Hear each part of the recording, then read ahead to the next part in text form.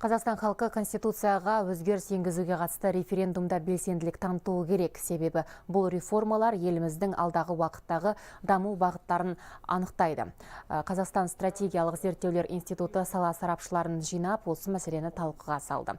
Мамандардың айтуынша, қоғам белсенділері халық арасында, әсіресе шалғай ауылдарда түсіндіру жұмыстарын жүргізуге тиіс.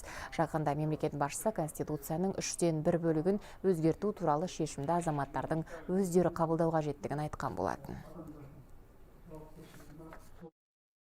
Жаңа саяси мәдениет, жаңа саяси сана қалыптасты халықта, қоғамда, азаматтарда, еліміздің азаматтарында. Соған байланысты әрине қазіргі осындай өзгерістер қажет елімізге. Ол өзгерістерді осы референдум арқылы біз егер халықпен бірлесіп қабылдайтын болсақ, әрине ол ары қарай бірлесіп атқаруға, бірлесіп жүзеге асыруға, бірлесіп сол міндеттерді орындауға қоғамның әрбір мүшесінің өзінің жауапкершілігі артады деп ойлаймыз.